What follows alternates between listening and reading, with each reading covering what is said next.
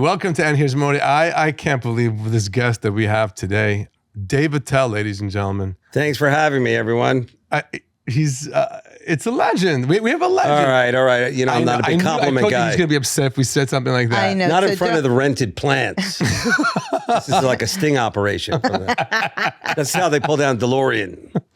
Modi, it's great to see you. And of course, always again, like I love how busy you are, how forward thinking you are, and how you really go for it. And I remember doing the Brooklyn Festival with you and Lon Gold, and like just seeing it grow and grow and grow. It was packed. I said to Jeff Ross, I'm like, look at this, man. Look at this crowd. And we were both very impressed. Thank you. And we were so happy you were there. And I know you don't like being complimented.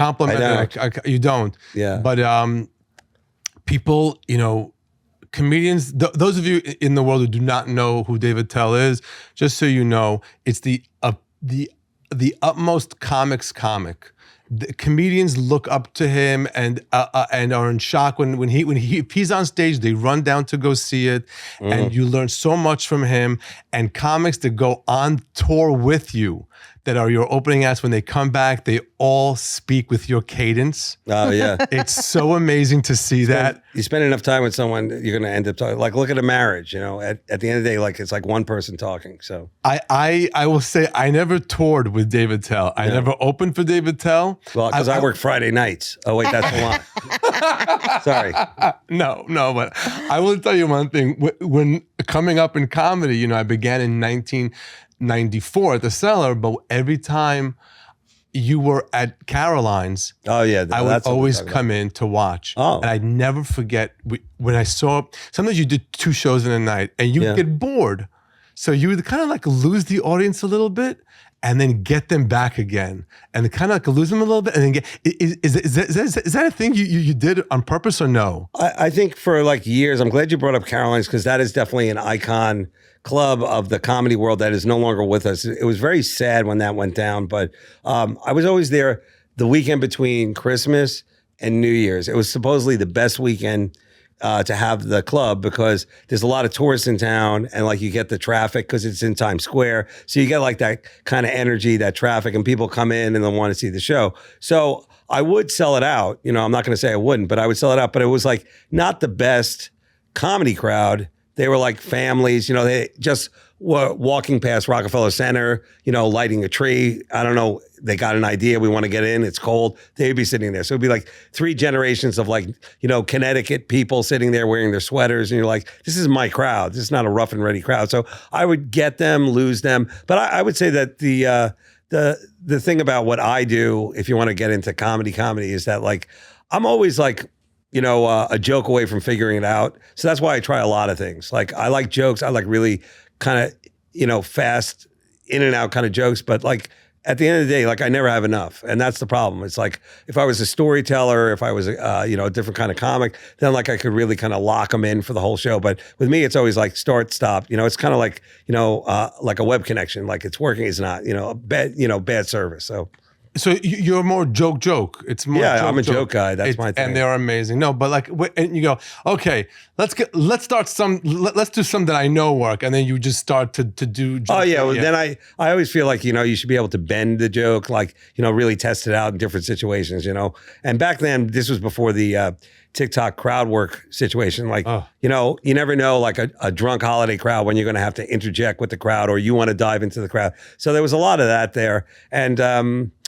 I really have a lot of great memories of that club. I mean, it really was like, it was a very big deal, as you know, to headline Caroline's. That was like, you were like, wow, this is pretty amazing. I'm headlining Caroline's now. So I had been, in the comedy scene for a long time, and it was like, you finally get the headline there, and like, you feel like I've hit another level of this. So. Well, you also had a television show that was unbelievable. Well, thank you. Insomnia, which was. It's really pretty much my only credit, so I might as well just get it out. It's like, yeah, it was great. It was a travel show. It was a drinking show. But, the years afterwards were really tough, going shot for shot, like with pounding it with the crowd. And like, it really like kind of, a lot of dark places there. And I would say that the people who watched it, were too young to come see me live. So when I would go on tour, I was like, where are these people? And they would never be there. So there was a lot of like pluses and minuses to that experience. In a way, I feel like it kind of, it really, I don't even know what to say. It's like, I'm good on my feet, and it was my idea to do a kind of show like that. But in today's world, I really feel like there's so many things like that now. Everybody is a travelogue. Yes. You see it too. Like generationally, I mean, I'm older than you for sure, but generally, say everybody has that skill set now of just like going to a place and like turning it into something. So no one did it like you, and no one did crowd work like you, and you'd almost think that everything that you did was like almost set up. It was the Insomnia show. He would go around everywhere that there was at night, and he would speak to like the garbage. I love the late night jobs. That was really the point late night jobs. Well, you still famously only like to go on late at night, right? Yes. Thanks for interjecting. Finally, this love fest was kind of dragging me down. Thanks, Modi. No, I'm gonna do it. Wait, I'm gonna do a little more love. I'm just gonna tell you. So I didn't tour with you, but I got to help you decorate your apartment. Yeah. Well, what happened? She was gonna say something, but yeah, all right. We can get back to it. Go. Okay. But yes, Modi, and who was your friend there who was like now so big we could never ever imagine? Chris Benz. Yeah, like I lucked out and I got like I don't know, it'd be like getting Picasso before he's Picasso. Exactly. When was this? 10 years ago, because I just repainted. Okay. And it's so funny because remember, Modi gave it a great touch. Yeah. To the point where like I remember sitting there alone. Yeah. I was like, wow, this really is built for like conversation and friends and parties and all the dishware I got and everything. I still have all that stuff, but it was just funny. The only thing out of place there is me. Yeah. Modi set it up like a nice, warm, loving home, and I move in, and it's just like, I'm squatting in my own house. That's sometimes. He calls me up and he says to me, "Hey, I bought an apartment and I just need like maybe you to show me where the sofa should go and the TV should go." I walk and I go, "Dave, we have to gut this entire place out." Yeah. Oh my God. It was insane. I'll tell you something about my place that my guy, the maintenance guy, he goes, somebody saw your apartment and they did it too with the floor, because I have a stone floor, which is great when you're like coming out of a shower, it really feels. I picked it out and we did it with Tile Bar. They gave you an amazing discount because they loved you. The guys, it's Orthodox Jewish guys, love Dave. I just went to Tile Bar. I wanted to put my head through a pane of glass. Wait, is this a sponsor? No, he's not. You got to get Tile Bar. We should get folks, Tile Bar. If you want tile, you go to Tile Bar. It was such a great thing we did. We did these huge slots and it so fits him. It's so great, and beautiful rugs on top of it. And do you love it, or are you just like, what? That was like, anything that we decorated, I took down already. I like the walls. Like, I guess it's from living in hotels. It's just like, there's something calming about nothing on the walls, like institutionalized. Like, there's just something about that, but I have no taste. I really don't care. I mean, like, it's great that he like at least came in and gave it some love. It's a great place. I mean, like I'm not moving, I don't have the money anymore to move, but I would just say that, thanks to Modi and his friend, it really has a cool look. It's this cool painting and everything like that. And so the people talk about comedians that are nocturnal. It's like they think, oh, we go to bed 2 a.m. No. Dave goes to bed at 2 p.m. Yeah, so I'm still on Coke time. No, I'm still on like I have a terrible clock. I drink coffee all night long. Like that was like my drink. I remember one of the other comics, Louis Katz, who's also a member of the tribe, very funny guy. Yeah. Louis Katz. He said, you got to start drinking water. And I'm like, what?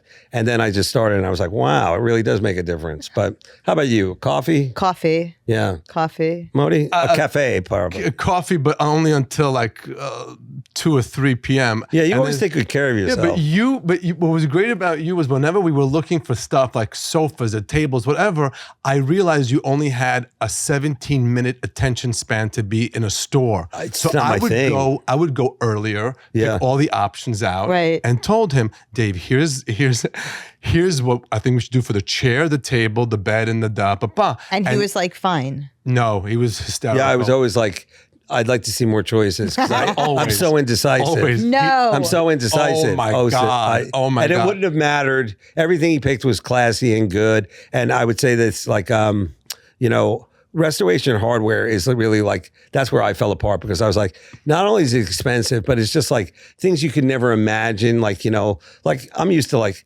yeah, you got some room over to put a sea chest. Why not? Throw some pillows in there. It looks kind of cool. You know, you don't know, maybe it's a treasure, you know. Dave turned. There's like everything there is like way out of my league. No, but Dave at room and board, we went to pick a bed, and he turned to the sales. I picked out all these fabrics I thought would be amazing that would match, and also the floor and the rug that I was going to pick out for him. And he turns to the salesperson and says to her, "Which leather for a headboard is the least creepy?" Yeah, really. That's what he said to her. I'm like a 70s feel there. Yeah. Luckily, she knew who he was. She knew who Dave was, and it was a great. All right, room and board. I give a shout out to those guys. Easy Comedy returns. Today, Easy returns. Talk to me. Your fan base. Comedy Today. Yes. What do I see going on? I see that, you know, there's the live shows, and then there's all this web stuff, this content and podcasting, and like that seems to be the real job of it. In the past, like for me at least, it was the travel, like getting there, checking in a hotel. You know, you might have to do morning radio all day. Okay. But now it's like consistently connecting, basically eyeballs. And I really don't know how these young kids do it. I guess they're used to doing it because they grew up that way. What do you think of that? I think that it's just part of the game now. Like you have to be online, you have to be doing social media. Mm-hmm. But I don't know. I feel like for somebody like you, somebody else should be doing. Yeah, no, I have stuff. a great person that works with me, but I'm a private person. Like I really don't like to put myself out there. I mean, I do the show. I'm not like wanting to be any higher in this business than I am. I'm just holding ground. But like for somebody like Modi, I think it's awesome because you've connected to a group. To a fan base that really wasn't being represented. So I think that's awesome how that worked that way. But for me personally, I would say that like, you know, if I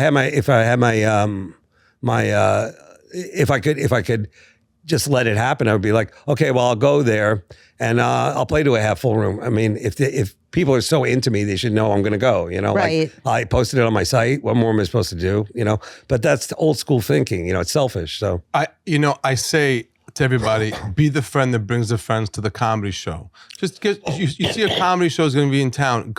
Ladies and gentlemen, I can't even tell you, if you see Dave Attell, and we're going to go through your dates, get tickets to this show. You are going to plots. He's so funny. He's so amazing. The comics you travel with are great. Ian Fidance and Louis Katz, Alex Price. I mean, a lot of great ones, Ryan Reese, but that's why I'm hitting some of the cultural heartland for our people. Yeah.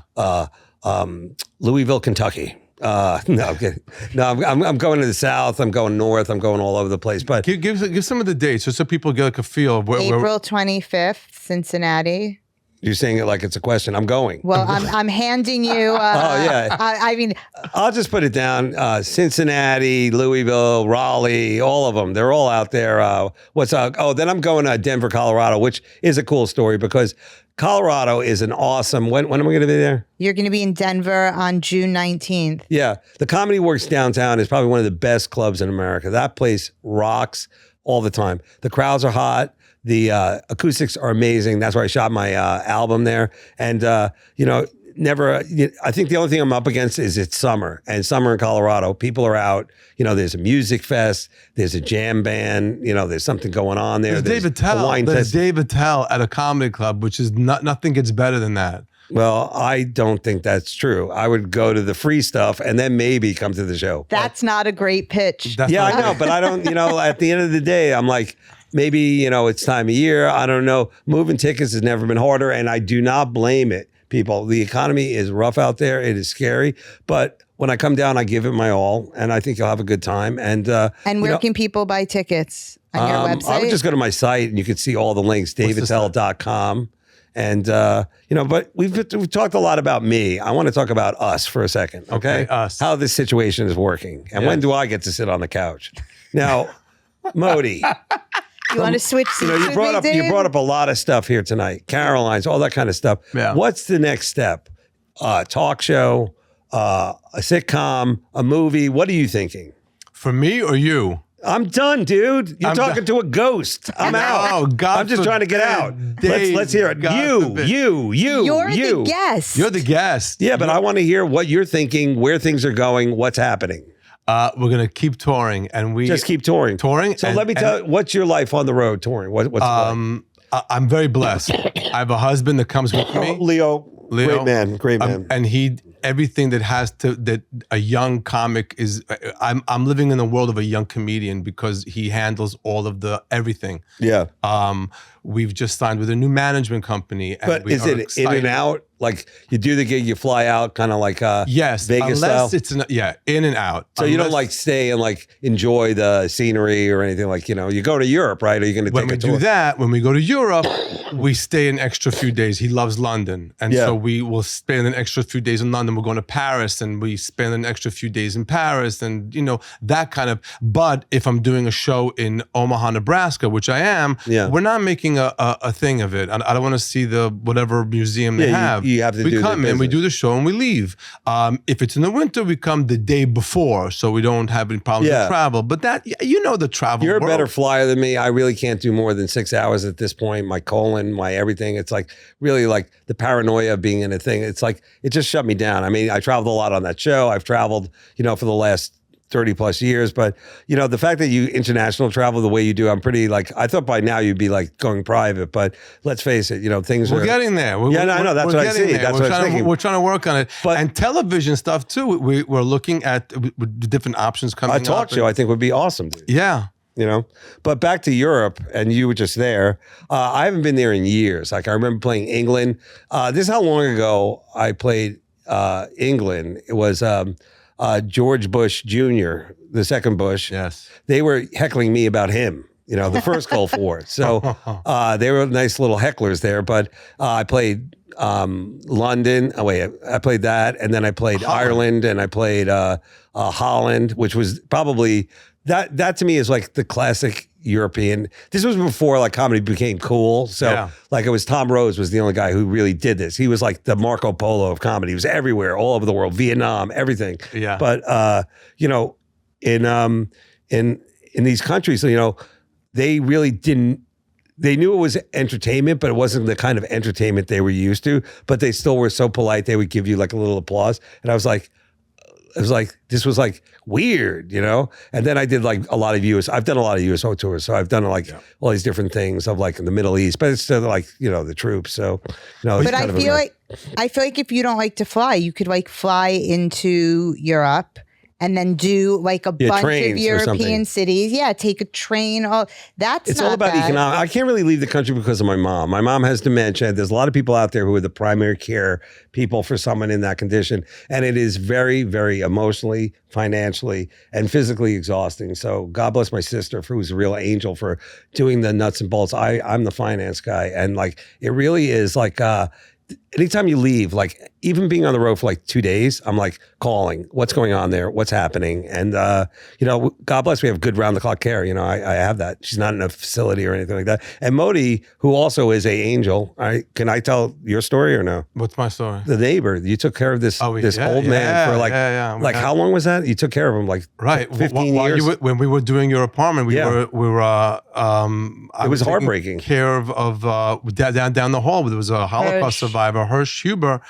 I was taking care of him. I was telling you the stories, what was going on with him, and you were telling me stories about what was going on with your mom, and we were like sharing stories of being health givers and well, he was so providers. Lucky. There is something up there is something up high that like let him live next to you, because not everybody would do that. Not everybody would do that.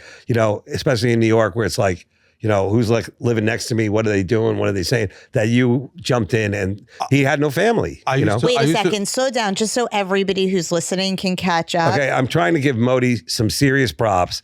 He had a neighbor. He was a Holocaust survivor. Okay, he had cognitive. Did he have dementia, Alzheimer's, whatever it was? He had a little bit of dementia. Probably PTSD. He got but that he had, he was a Holocaust survivor, but he was down the hall from me. So for me, it was so easy. We arranged through this Jewish alliance thing for him to have health care. Something went wrong. A miracle happened that they made a mistake. And then because of that mistake, he had around the clock health care, which I was in charge of them. Yeah. So I was the call guy. I took him to the hospitals. I took him, I was the health care proxy. It was a full-time job. My sister does this. But it was down the hall. Yeah. It wasn't you when you drive to see your mom. You're driving in Long Island traffic. 3 hours on Easter to get there. Wow. To walk in the room and who are you? So it's really like one of those kind of situations. It was, but my mom deserves the best. She's the best person I ever met. So I'm there till they pull me away. You know? Yeah. And so we shared that. We always had the stories of what's going on with like with the person that we were taking care of, and he passed away. 92, 93 he was. Really? Yeah, we got him to Israel and we buried him in the middle of COVID. It was God bless, crazy. man. Wow, what a crazy experience. And then that Leo was. came and Leo started helping to take care of him too, right? He loved Leo. Oh, that's great. When he saw Leo, automatically there was a huge smile on his face. No, there you go. It was the best thing in the world. We would set him up outside his apartment to eat al fresco. We bought a little table and a chair, and just so he'd get out of his apartment. Yeah, something to do. He'd sit outside. That's amazing. I knew all the cookies and all the food he loved, and he'd sit outside and eat them. And you were the mom. You gave him a life, you know. So that was great. We gave him a friendship. And I always like, you know, there's a lot of comics out there like who are dealing with this, like older, you know, and there's, you know, I don't have a family, I don't have children, I don't have a wife or anything, but like, you know, you got to be good to what you got. And like, you know, that I guess you could say is my purpose for why I'm still out there right now is to keep her in a safe, loving environment. I believe if I put her in a facility during COVID, she would have died. Right. I'm sure. And I think also she just would have withered, which is, you know, at least now she's not good, but she's maintaining. And I don't mind talking about this because you know, it took me a long time to post a picture of my mother on the web because it's like my family, you know, the one thing I don't want to do is bring shame on my family. And I've, you know, had a rough life. So posting a picture of my mother on the web, you know, people fell in love with her. And I was like, thank you. I saw it. I remember. Yeah. They're so sweet. Because like, I was just like, she has a great day. We all want to share it. And her 90th birthday is coming up. And I hope I'm, you know, here to see it. It's coming in like a month or so. And like, she is holding on and like, you know, God bless. And really to the people out there who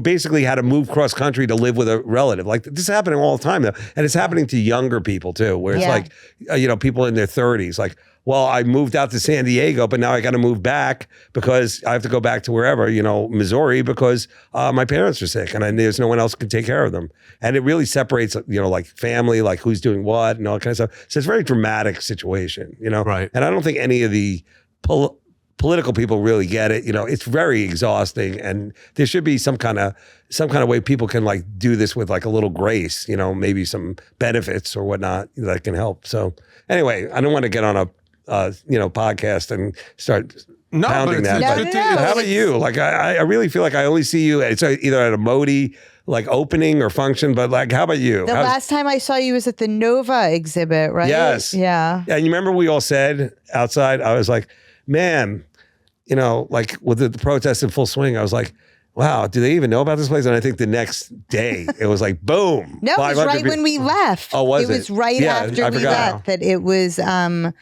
exploded. It was it really crazy. did. I invited all the survivors who were like working the exhibit. Like, how amazingly like are these people that they can pretty much like 180 to go like, you know, I need to like be a part of this. Probably the most horrible thing that's ever happened. You know. So we have, you know, when we did the 100th episode of this podcast, we did it at the 92nd Street Y. Yes. And she asked me, "Who's your dream guest?" It was you, but the one above you was Omer Shem Tov, one of the hostages. Oh. And now he's coming. He was released. Great. And we're doing an event with him at the Stryker Center. And he's, you know, we had his cousin on, and we had family of his on. Yes. And I did an event in my synagogue for the hostages and on the past October 7th, the year after. Mm-hmm. And, you know, she always kept saying to me, it's so funny that you kind of like connected with him because he has an amazing sense of humor. Yeah, that's what the people working there, I said, because there was a lot of Comedy Cellar people, which is like my home club. You know, there's a lot of great clubs. That's my home club, I guess. And I said, we have to get them to a show. Like they want to come. And they they had like this really kind of dark sense of humor. And I was like, yeah, why wouldn't they? You know, like that's like, trial, combat. So why wouldn't they? So I don't know if they came or not. I know that it was a traveling exhibit. So it was a traveling exhibit. I don't know what they did comedy wise, but I mean,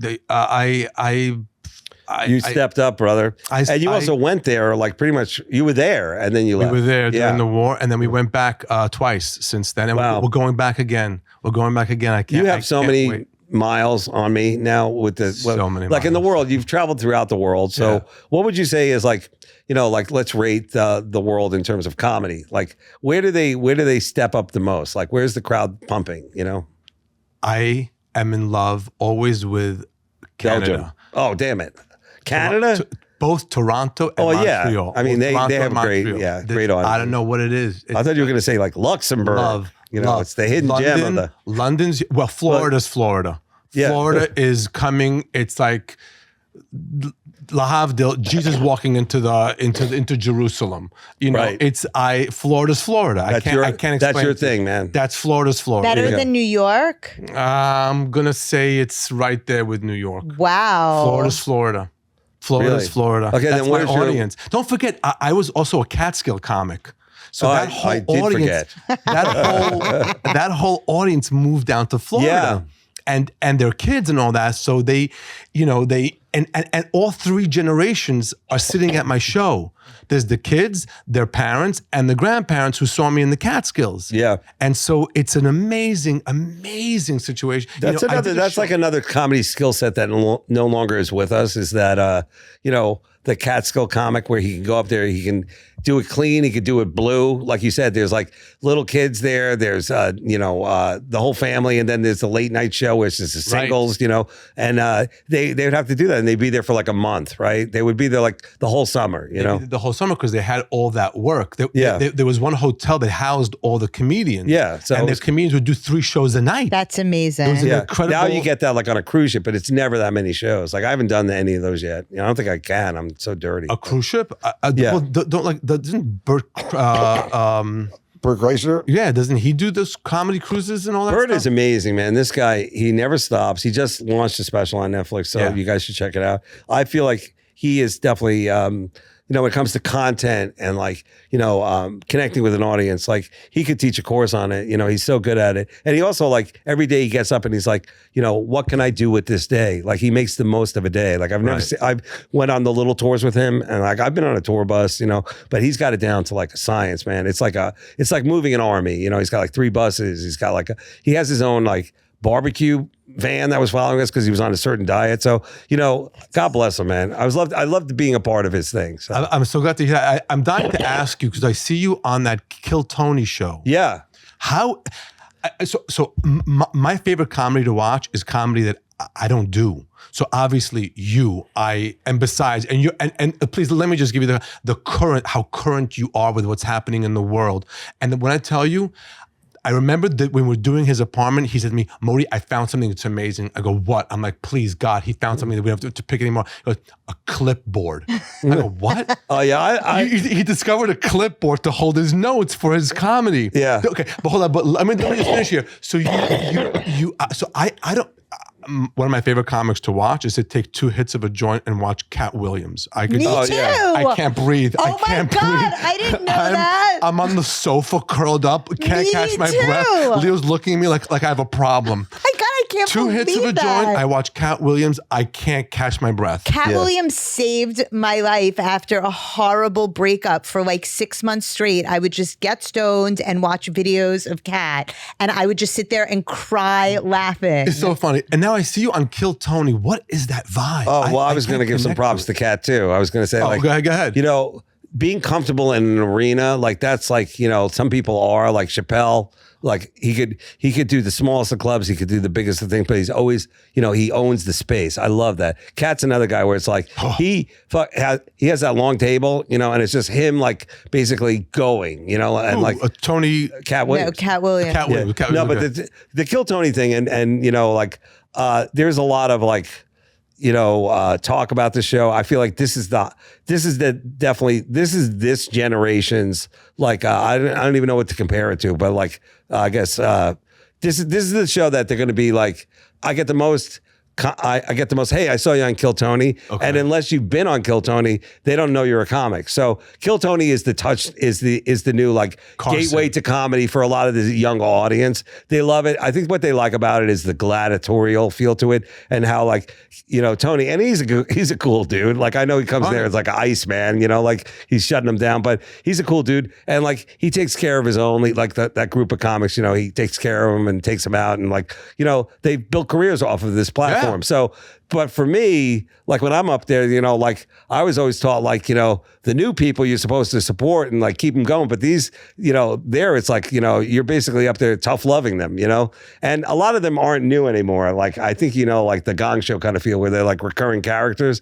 So God bless them. They're selling tickets. They're on the road. They never would have had that career if it wasn't for Tony. And if you've been to Austin to a live Kill Tony show or the Madison Square Garden, there is an energy there. It's like a prize fight. There's like this crazy energy and you look at the crowd, like my crowd's older, 30s, 40s, 50s, and his crowd, they're young, they're, like tech people, whatever they do. Right. And they love it. And it's like, everybody, women, men, just like everybody just loves the whole thing of it. And he puts on a great show. The one thing I could say about Tony is that, he's got the band, he's got the style, and like it fits at a Madison Square Garden. It's not like one of those like, oh, we're going to run out of show here. No, he fit, so. But yeah, I don't know. I mean, 30s, 40s, and 50s is not old for an audience. Well, by the way, that's your Florida audience is the next step, right? 18 to 88 is Florida. Well, 18 to 88. I'll say one thing about audience is that the younger the audience, the less connection you have with them. But also they bring in the you look at the guy laughing in the back, the older guy who's lived a life, who's failed, who's made horrible choices. He gets you. But these young people who are basically, connected to a device, who've never actually made a choice. They just clicked and liked and all that stuff, but they never had to make like, should I move? Should I move to St. Louis, or what should I do? Am I going to join the Air Force? Like, they haven't done that yet. So they kind of have a clean slate. They kind of look at you like, whoa, you're not allowed to do that. Well, why would you do that? Why would you put yourself in that position? Like that kind of thing. But they're also That's interesting. But they're also so jaded now with that crowd work. They just think are they or are they not? Their crowd work, the crowd work clips that they've been watching, debatable. Like, some are better than others. I think Jay Okerson just put out a second part crowd work special. Yeah. That's crowd work. That's like really like go for the throat, but also like get to know them. And the people, his crowd, the Legion of Skank, all of his shows, they get him and they're there. Like they get him. Like Jay brings a lot of like people like from all different walks of life and they get him. So that's the kind of crowd work that I know, that I grew up on. And like the other kind that you see is kind of this gentle, like, whoa, look who wore a sweater. I don't get that, Right. No, yours was with alcohol. It was so layered. It was so good. You always had something to bam right back. Well, it was a knife fight back then, like in the, you know why it was like that? Because there was a lot of people who came with the attitude. I'm from Long Island, which is like, you better be funny. You've gotten this as well many a time. Well, you better be funny, or, I could get up there and do what you do. So you have to kind of prove yourself every night. Now there's nothing like that. Right. It's basically, you're here to tell your truth. This is my point of view in the world. And like, if you doubt that or like have a strong opinion against it, there's something wrong with you. But back in the day, like I always bring this up, like Pips on in Brooklyn, like if that, I forget even who ran the club at this point, but it was just like, I remember him just telling people like, you're not funny, get the, like that kind of thing. Like, get that, well, what is that? Get off on my, like they really, they were little kings. They ran like these little kingdoms. So now they would be like, basically, on the web, canceled, all that kind of stuff. So, I don't know. I mean, I used to think like it was a cool thing to be a comic. Now I'm not so sure, It's, oh, come on. It's an amazing thing. I love doing it, but I think it's really not special or anything. You've made so many people happy. You've all throughout the hundreds years. and hundreds. But no, I would just say that I'm glad I got to meet the people I did, and I got to go places I did and all that stuff. But there's a lot of comics now, and like there's some really good ones too. And I'm not gonna like look down on anybody, but like I go in at the end. That's what we started this with, just to see if I can follow them. Now at the end was usually like you had to like really bring it. Now it's like, can I follow this person who just did 15 minutes of great energy material that connected with this young crowd? So it's really kind of like my kind of like, I guess you could say like the movie The Wrestler. I still got it? So as someone who's watching you, when you do go on, after 5 comedians are just killed with 15 minutes of just crazy energy, the audience goes, oh, wow. Here's the real thing. No, I don't know about yes. I think there's a lot of really good new comics out there. There's great new comics, and they're great, and they're doing great, and they taught themselves from YouTube videos and from all, and they're great. But there's also an audience now for it. There's a bigger, huger audience for comedy. I don't think it's mutually exclusive too. I think nobody's doing what you do. Like, I don't know about that. No, I'm saying, like, I think so. Like, I think that, like, there are so many more comics, and, like, it's easier to try to be a comedian now because people are using their phones and all this social media. But that's not what you're doing. But are we the problem, or are they? Maybe that's what. I don't think it's mutually their generation. exclusive. That's what comedy is. Like that's what it is for them. And we don't kind of measure. It's kind of like just like the changing of the guard. Like that's what they find funny, and the people who put that out are comedians. Whereas in our generation, it's like you had to go to a place, you had to commit to a night being there, but. A really, really old, wise club owner said to me, I believe it was in Nashville, he goes, the days of just like going to a comedy show, no matter who's there or over, no one will ever just go like, I feel like a laugh. What do you want to do? Let's just go to a show and have a good time. And that usually was like the worst crowd, by the way. It was always like the bachelorette party that wanted him. But still, he's so right, because everybody is too informed. They can watch. I've got this a million times. Like, I've been watching you on YouTube all day, like that kind of thing. Like they're going to check my plays or something. So I'm like, no, everybody knows what they're getting into. And yet there still is this kind of like sense of, oh, so this is what it is. And it's really hard for a crowd to disconnect from the phone, to pay attention, especially when it's like, there's things going on, drinking, food, and all that kind of stuff. So I'm going to just to get back to you with that, I'm a little disagreeing with you. I have at my meet and greets people telling me, I go to bed with you every night. My husband knows I go to bed with you every night because I watch all your clips before I go to bed. It helps me calm down and sleep, whatever. And you are working at a comedy club, and you don't understand people don't understand how hard that is. I recently was I did the Pittsburgh Improv. Yeah, that's a great club. Great club. Top of the line improv. Top of the line place. Really, and great seats. Crowds too. So I've been working theaters. Yeah. And I forgot about the food. Yeah. It's been like 2-3 years since I've been in that situation. Whoa. Yeah. So first of all, they ordered everything. Food. Not only that, so the order coming, and then they packaged it up to go. Oh, right. So now there's boxes on the table and the check, and I had no opening act. I had an hour and 20 minutes I needed to do. So I can barely do 45 minutes. I know. You never did over an hour. It's like the new material, like, I get rid of the old. I tried a joke from my last special, Hot Cross Buns, on stage, and like I even forgot like how it went. I was like, whoa. Same. I taped my Know Your Audience. Yeah. I forgot the bits. I've been so busy with this new show, and I just forgot the bits. And Leo knows them by heart. Oh, so you but I whispered in your earpiece. The bits. And people are very happy that I'm not doing those old bits because they've seen them nonstop. But I'm doing the Pause for Laughter tour now that I'm doing now. It's an hour and 20 minutes of new material. Awesome. And now I'm going to the Cellar this Sunday and next week to work on some new stuff. Wow. To impressive. Yeah. All inspiration of you. Spending time with you when you built your apartment and being with you and just watching, like I would get to you. And again, so I had gone to sleep and woke up to meet him at 11, but he had already been up. Yeah, I don't sleep. He doesn't sleep. So at all? At all. I'm haunted. So he'd hit me with like, here's 3 jokes I just wrote.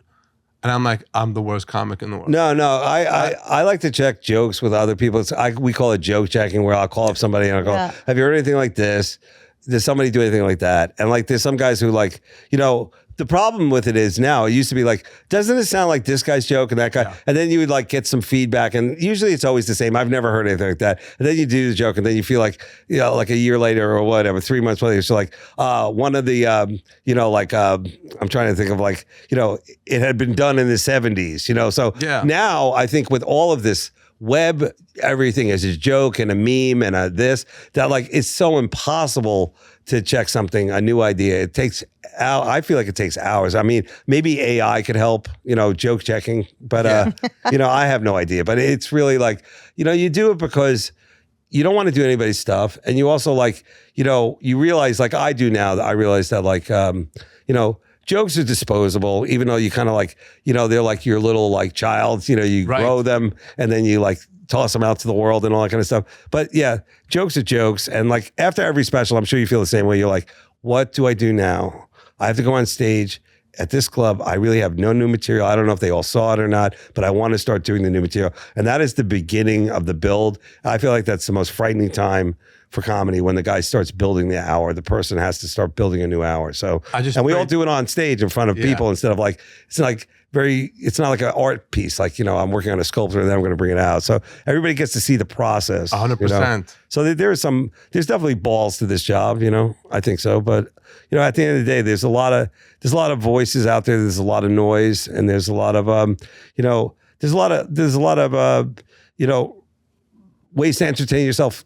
But not going. So, but I think that's true of every single art form. Oh, for sure. And I still think that the great voices of comedy. I don't think I'm great. I'm barely good sometimes. Well, but I would say it's a craft, and like the more you put into it, like, master craftsman, like the more you'll get out of it. Some people are gifted. They're actually great, and they know what they're doing the whole way through. And that's you. But I had my moment, and I also, like, get it. And I also like, I have nothing against where comedy's going, because it's not my role. It's like, let it go. Like, me and the older guys will like, be and moan about it. But at the end of the day, it's like, it's going to go this way, then it'll push back that way, and then it's going to go that way, and it's going to go this way. And, it's like, as long as it keeps moving, it's alive. That's all I can say. Yeah, but that's what I'm saying. I think that the great voices, whoever they are, whether they're young or they're older, like those still resonate, like above all of the social media and the noise. It's what you like, like some people like, and you don't, jazz is like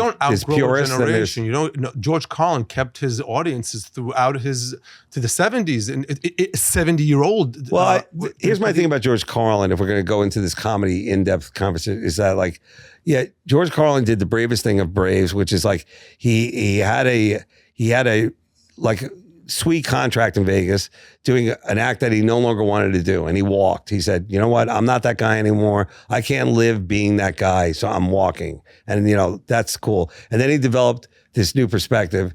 His intellect, his wisdom started shining through these things, where it's no longer kind of what I do, the jokey joke stuff, but like he really like had a point of view, and like with his skill set from being a comic, he was able to get that across in a funny way. Each special had a different point of view, but it also was all packed with info and jokes and stuff like that. Then as he got older, I think it became more of preaching. And then at that point, that's what we see today, which is a lot of like people with a perspective, but very few laughs. And my niece, who, by the way, is in the, she's a joke writer for, she's working her way up through the system in the late night world. We were talking about like, her generation, my generation, about jokes, and how like, some people are totally turned off by jokes in her world. In my world, I was like, that was like currency, jokes, like you need jokes. You got to learn how to write a joke. You got to learn how to fix a joke. It was like jokes, like you need jokes. But back then, now it's like, whatever, quirkiness, all that kind of stuff is equally as important as like material. So it's weird, And when we used to do the late night, you've done Letterman? I have never done any of those. Or Leno? None of it? Really? None. Oh my God. You got to do it. Yeah. You got to do one. And how stressful that is. It's like 6.5 minutes, whatever it is. 4.5, yeah. Yeah, and it was like 3 punchlines a minute, that kind of thing. And they would rework your set the way it was working in the club. They never would let you do it. Right. So this is like 8 weeks of your life performing for 6.5 minutes, and you have no idea like what's going to happen, the crowd, what's going to happen, what you're going to do. You know, my whole thing was like, I just don't want to implode, you know, like while I'm up there, just like start babbling. So when you do it, and then you're like the feedback, then you're hoping to be asked back to do it again. Then you do it again and again and again. And I was like, you know, like Nick Griffin, who's one of the greatest comics who deserves way more props than he's gotten out of this business. He's done this consistently for years and years and years. And I give him that because I couldn't do one of those anymore. Like, you know, fine tuning each joke. And I like to be free. You know, I want to do it the way, like whatever hits me. And that's what I'm going to talk about. But like having to do it like that and make it so tight, you can't go over. They would always say that to you. You cannot go over. Right. When you see this light, you got 2 seconds. When you see this one, you got 4 minutes. Something. So they would say that all. So it's like they're launching a rocket as you're talking, basically. Right. So I said, well, what if we went over? Couldn't you edit it? They're like, no. Listen, everybody wants to go home. I thought it was like some kind of thing, like we have to call the president of NBC and like he has to call the Pope and he'll get back to us and we can edit. It's like, listen, people want to go home. You know, they don't want to have to sit here re-editing. I was like, that's it. I'll bring the guy a sandwich. He can edit out all my, you know, booze. So that was my story, but you would have killed it on it. And like getting able to sit next to Letterman or Leno or any of them. Conan was my favorite. They really were the ones who let me go like crazy. So I said that to Conan at Norm Macdonald's memorial. I said, Conan, I love doing your show. Like I always felt most comfortable with you when we were going back and forth. Kimmel, all these guys are real great, you know, but are these shows going to, like, you grew up watching them? Our sound guy, our editor, our engineer over here, I bet you he didn't, you know, why would he? Like there was better things to do at 11:30, you know, at that point, you know, but this next generation, I don't think they're going to have that connection. They're going to have that 4-minute clip on a chopped up into 30 So why have a whole seconds. show then? Like that's what I'm thinking as a network, like rerun some game shows or whatever, an old episode of something, you know? They do. And no, that's depressing. I know, but it's just like the world is changing, you know, like I had trouble, like, well, I have trouble watching a whole special now from my attention span. So 15 minutes in, I'm like, young kids don't. I had dinner. Well, then you have a great fan base because I think everybody has a problem. I didn't know that young kids really do. Some of them don't know that there's a whole special. They think it's these clips. Yeah. They just don't know that you can go see an hour special. They go, yeah, I love your clips. And I go, yeah, did you see the special? Did you see Know Your Audience? He goes, no. I go, it's on YouTube. Just go and sit and watch it. It's an hour and 8 minutes. They had no idea that was even an option. And this wasn't like a stupid kid. It was like a smart kid in college, a good college. And they don't know the comedy world that there is specials. And it's hard to sit through somebody's hour. I think so. I think it really is hard. That's why my last one, you know, that's my current credit, I guess. I wanted to make it really short. I wanted to make it just enough so that people would get me and get what I was doing at that point and then get out, because I have trouble sitting there for an hour. I really like a special for me is like a 2-day affair. Like I got to this part and I always know at the 30-minute mark in anybody's special, this is when it gets really serious. This is the stuff that they wanted to put up front, but they put it in the back. They edited it in the back. This is what they really wanted to. They put all the stuff in the front to keep the eyeballs, like the first 15 minutes or something like that. And then this is the stuff that like is like, it's either filler or it's what they really want to talk about. And then at the end, you know, they try and build up again. So you know, that's what I know about specials. Editing is very important, you know. Currently, the hour the hour I'm working now, Pause for Laughter, it's exactly what you're saying. Up front, I do all these over-the-top accents. Yeah, you got to just to lock them in. Lock them in. And then I go into, you know, I'm a little bit older now. I talk about how I'm the last Catskill comedian and like all of that kind of stuff. But you're right. You know, that stuff should be up front. Yeah. Like, and then the other that's what you really want to talk about. Because that's what I really want to talk about. But you have to do the job and you're doing the job. Whereas if you go to like a room somewhere, like maybe, I guess, you know, like an offbeat room where you'll see people like not doing the job, but they're talking about what they want to talk about. So, you know, in a way that's brave. And in another way, it's like, you know, like our job is to get more laughs than it would if we were like, you know, just hanging out on a bench, you know? So that's what I think. So but what do you think as the audience member? I think that you have to talk about what you want to talk about because otherwise it's not funny. Like the best thing is to see comics cracking themselves up. Like you can tell when somebody's talking about something that's bullshit or something that like they actually care about or they think is funny themselves, right? True. Well, Nate Bargatze, who is a great comic, he also represents, I guess you could say, the king of clean comedy right now. Yeah. He's a guy who I've seen just level up, and like, you know, he's a good comic. He's a great comic, and he also represents a group that likes clean comedy. So I don't know, like, you can't really put a finger on it, but it's like he's like the double, you know, the double punch. Like he gives both, you know. And I think he represents kind of like something that I've always known, that like the cleaner comics usually always had the better jokes, because you could always dirty up a clean joke, but you never could clean up a dirty joke. And like we've all tried it when they had to do like a network where they have standards and everything. But like I give it up to like the Brian Regans of the world, you know. There's so many, Hamilton. Yeah, Ryan Hamilton's like, you know, it's like that's their thing, you know, and that's the perspective they have. And I also like Seinfeld had a big influence on me in terms of like, you know, small things, you know, can generate big laughs, you know. The way, like when you said like you want to talk about what you want to talk about, like I want to talk about why my washing machine's so quiet, you know, like is there something wrong with it? Did I do something wrong? You know, but that's like old school generic. People don't want to talk about that. They want to talk about, I don't know, Dave. global warming. I don't know if that's true. I think everybody has like, you know, what the things that they like. I don't personally gravitate so much towards clean comedy. No, you don't. I like stuff that, you know, like I love Olga Namer. Like she hits hard. She does. She's amazing. She's yeah, Governors, which is another place where you've played it, but that's kind of like where I kind of started in a way. Like once I got out of the open mic scene, Governors was where it's like another big step of like playing Governors on Long Island to the people I, you know, grew up around, you know, like these kind of things. So that was like a big deal too. I guess it's like the authenticity is the thing that like to me really speaks to me. Yeah, but you're like a really, you know, you're a super fan, like, you know, comedy. Whereas like, I think most people come in with very high expectations. Like you said, you know, like somebody saw a clip, so they drag someone else there. And I get a lot of people like, I've never been to a comedy show. I've only seen it online.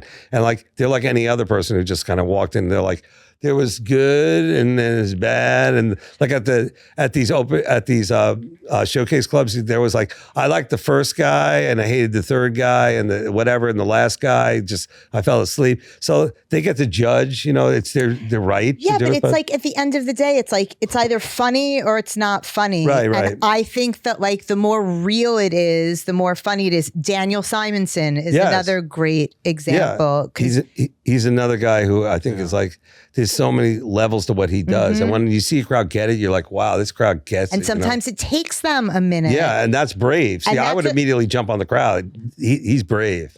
But so I don't know. So are you, and I think anybody coming to see your show, thank you, going to have an amazing time, and it's so good to go out and really laugh. And people say to me, you know, we just haven't laughed. We just haven't. Go see a live comedy laugh show. Already, everybody. No, laugh it up. I have to say that I saw you and Jeff do bumping mics at the Cellar. I can't believe I didn't bring that up. That Jeff is like, you know, almost a time traveling comedian. He would do great in vaudeville. Yes. He would have done great. Like, I mean, like, you know, like he just has that ability, you know, he really he loves, as much as I shy away from it, he loves the attention. He thrives with the crowd. Yes. He loves being on stage that way. And like, God bless him, you know, the guy just, had a serious health issue, you know, you know, and he's back out there right away. Like he could not, most people we kept saying rest, just hang out and rest. But for him, he has to be out, you know, he has to do stuff. So, you know, God bless him. He's out there. He's doing a one-man show. Yeah. And I think that's awesome. It's going to be on Broadway. And, you know, he to me is like what like comedy used to be, but still kind of is. And he definitely, if you look at the Kill Tonys and all that kind of stuff, the roast battles that Jeff did is really the George Washington of all that stuff. So, absolutely. You know, the good George. You know. The good George. Anyway, thank you guys for having me. No, thank you. And just give me the dates again. Give me the sheet. Just go to my site. Go to Dave Attell with 2 T's. Yeah, daveattell.com. Dave Attell with 2 T's. And you can set you out a few if you want. Louisville, Raleigh, Denver. What's this? Greenwald? Oh, I thought it said rehab. Colorado. It's Colorado. I'll Philly, be out. St. Louis, and Pittsburgh. The Improv doing? Yeah, Pittsburgh. I'll tell you, Pittsburgh, that's a great club.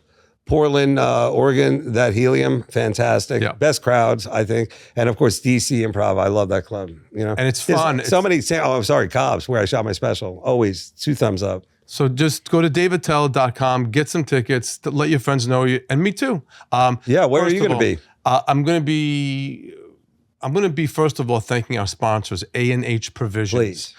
Glatt Kosher provision food, Glatt Kosher foods that is so delicious, Dave. If you ever do eat hot dogs, they have the best hot dogs in the world. They do? Yep. I want one. And if you put the promo code MODI, you get 30% off your first order. Wow. And it's kosherdogs.net. You know, in our world, that's making it.